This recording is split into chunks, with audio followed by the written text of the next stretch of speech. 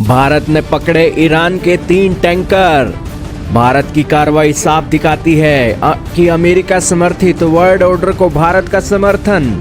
Iran को भी अब इंटरनेशनल नियम कानून मानने पड़ेंगे। जी हाँ दोस्तों, इस वक्त की बहुत ही बड़ी खबर आ रही है इंडियन कोस्ट गार्ड से। दोस्तों, इंडियन कोस्ट गार्ड ने फरवरी 2026 में मुंबई तट से लगभग 100 नॉटिकल माइल दूर अरब सागर में ईरान से जुड़े 3 तेल टैंकरों को जब्त कर बड़ी कार्रवाई कर दी है। ये तीनों जहाज अमेरिका द्वारा प्रतिबंधित शैडो फ्लीट का हिस्सा माने जा रहे थे, जो अवैध रूप से तेल की तस्करी और अंतर्राष्ट्रीय प्रतिबंधों को दरकिनार करने के लिए अपनी पहचान बदलते रहते थे। पकड़े गए टैंकरों की पहचान स्टेलर रूबी, एस्फॉल्ट स्टार और अल जाफजिया के रूप में हुई है। अधिकारियों ने इन जहाजों को शिप टू शिप यानी कि एक जहाज से दूसरे जहाज में तेल ट्रांसफर जैसी संदिग्ध गतिविधियों में शामिल पाया था, जिसका इस्तेमाल तेल के असली स्रोत को छिपाने के लिए किया जाता है।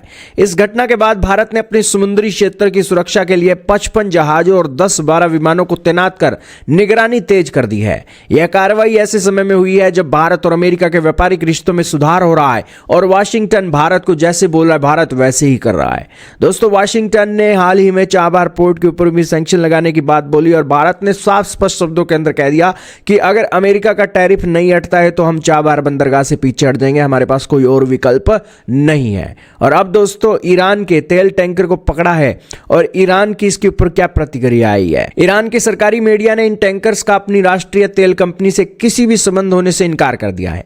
जानकारों के मुताबिक यह भारत द्वारा अपनी समुद्री सीमाओं में नियम आधारित व्यवस्था बनाए रखने और अवैध व्यापार को रोकने की दिशा में एक सख्त कदम है जो भारत ने लिया है। लेकिन ईरान का इस बारे में पीछे हटना बड़ी हैरानीजनक बात है, क्योंकि दोस्तों ये जो शिपिंग डाटा के अनुसार पता लगा है कि एक जहाज स्टेलर रूबी ईरानी झंडे के साथ चल रहा था। यही कारण है कि भारत ने तुरंत कार्रवाई की और भारत इंटरनेशनल कानूनों को मानकर अपनी छवि वर्ल्ड में मजबूत करना चाहता है और एक जिम्मेदार सुरक्षा भागीदार के रूप में उभरना चाहता है।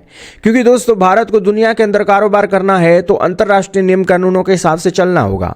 आज अगर हम अपने इलाके की सुरक्षा नहीं करते हैं तो दोस्तों, कल को जहां दूसरे देशों से हमारे तेल आ रहा है तो उस इलाके की सुरक्षा कौन करेगा। तो यही कारण है कि जिम्मेदार सुरक्षा भागीदार बनना भारत के लिए आज की पहला कर्तव्य है और यही कारण है कि भारत उस कर्तव्य का डट कर पालन कर रहा है।